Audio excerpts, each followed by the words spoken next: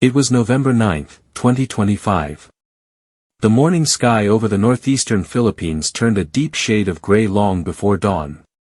In the distance, the sea began to roar, a low, rolling thunder that grew louder with every passing minute. Then came the waves. Towering walls of water, churning black and white, crashing against the coast of Cagayan and Aurora with relentless fury. Streets became rivers in minutes.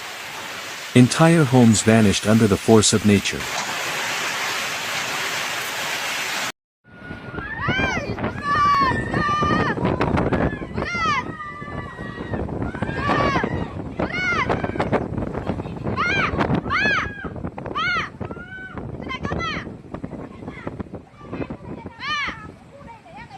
The air filled with the sound of howling wind, shattering glass, and terrified cries echoing through the storm.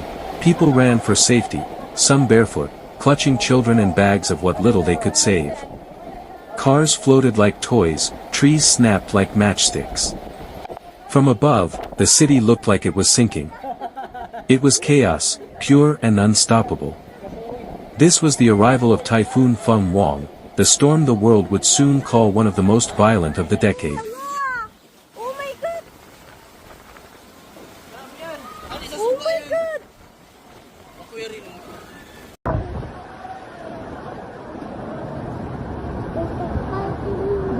Ito pong panay! Ito po, karon! Ito po sa baray mo!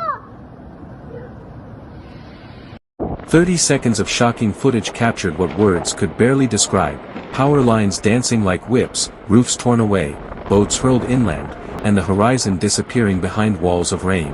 The Philippines had seen typhoons before, but this was different.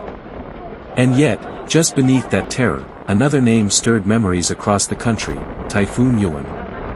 Two names, two storms, one shared legacy of destruction.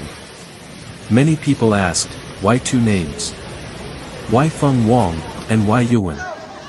In international meteorological records, the storm was officially named Typhoon Fung Wong, a name submitted by Hong Kong, symbolizing the phoenix, a mythical bird reborn from the ashes.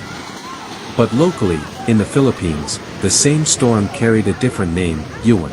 Each storm that enters the Philippine area of responsibility receives its own local name, chosen by PAGASA, the Philippine Atmospheric, Geophysical and Astronomical Services Administration.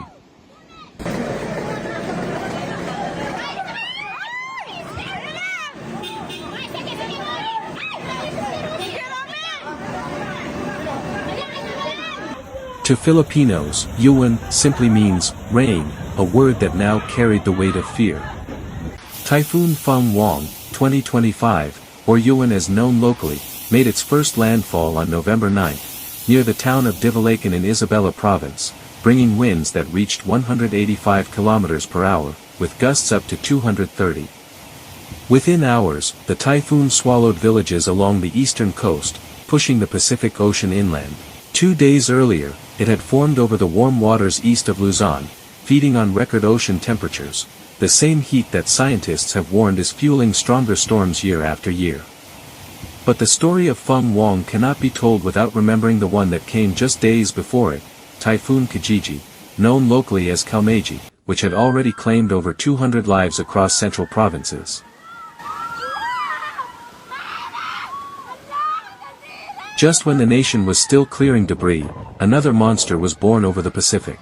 Now, with two names echoing across the news, Fung Wong and Uwan, the Philippines braced once again. In those first hours, satellite images showed a perfect, terrifying spiral stretching more than 1,600 kilometers wide, a storm system that could cover 2/3 of the archipelago. Defense Secretary Gilberto Teodoro Jr. called it potentially catastrophic, urging millions to flee from high-risk zones. "Move now," he said on live television. "When the flood starts, it's too late to be rescued." By nightfall, more than 100,000 people had been evacuated. Schools were closed, flights grounded, ports sealed. Over 300 domestic and international flights were cancelled. At least 6,600 passengers and cargo workers were stranded across 86 seaports.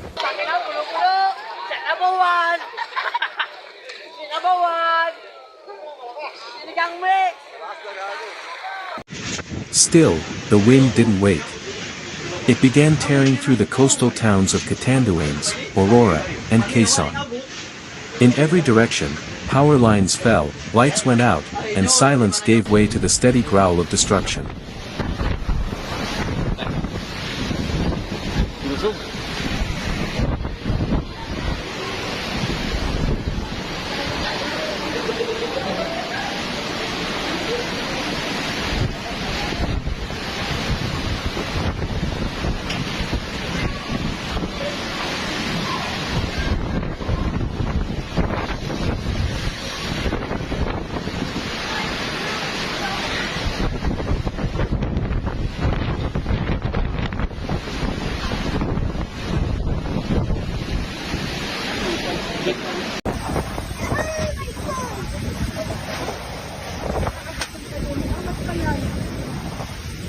Imagine the scene, families huddled in darkness, the sound of corrugated metal scraping against concrete, and somewhere far off, the booming crash of another house collapsing under the pressure of the wind.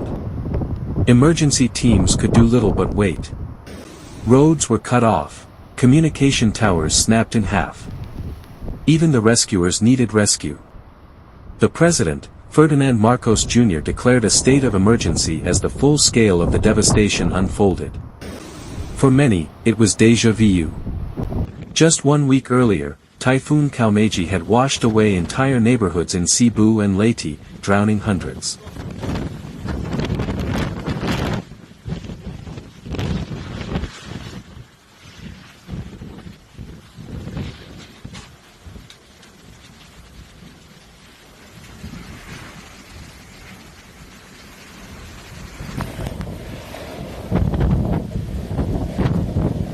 Now, Fung Wong was battering the north, its eye crossing over Luzon with winds strong enough to uproot concrete pillars. By the time dawn broke on November 10, the storm had moved northwest toward Isabela and Cagayan, leaving behind a trail of shattered homes, flooded farmlands, and millions without power.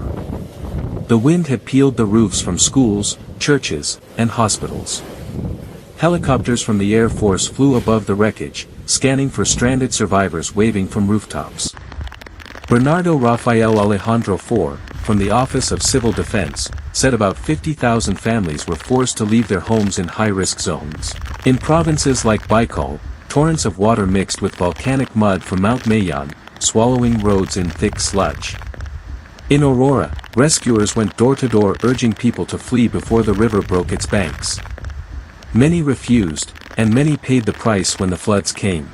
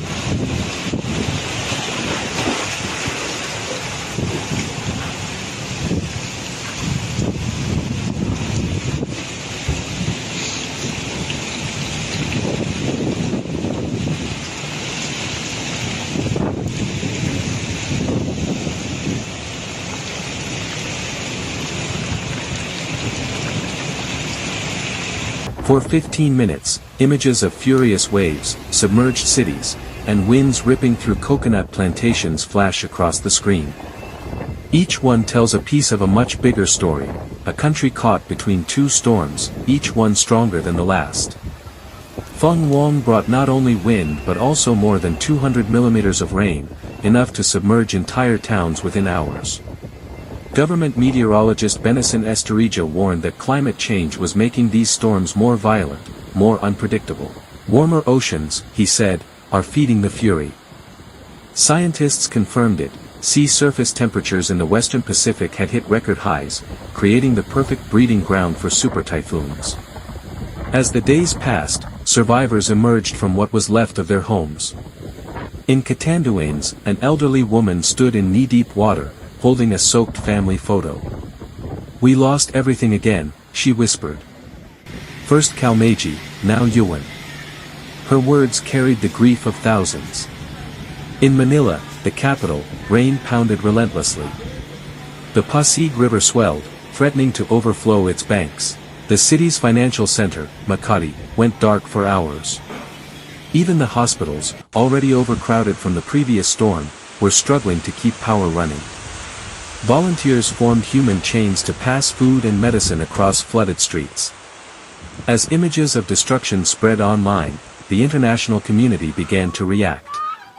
The United States and Japan offered emergency aid, ready to deploy teams if needed. But for now, the Philippines chose to rely on its own, soldiers, volunteers, and the courage of ordinary people. Under the surface of tragedy, there was resilience. Fishermen whose boats were destroyed began repairing them the next day.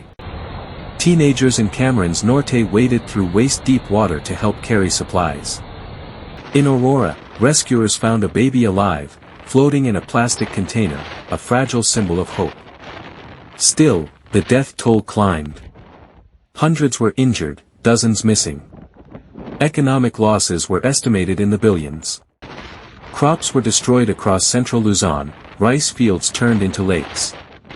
Power outages stretched for days, with some regions cut off for nearly a week. Satellite data later confirmed that Fung Wong had sustained winds comparable to 115 miles per hour at landfall, officially classifying it as a super typhoon. Meteorologists warned that it could take years for affected communities to rebuild. The Philippines, a nation of more than 7,000 islands, is no stranger to such devastation. On average, 20 storms hit the archipelago every year. But what made 2025 different was the speed, intensity, and frequency. 2 powerful typhoons in 1 week, a phenomenon once considered rare, now becoming disturbingly normal.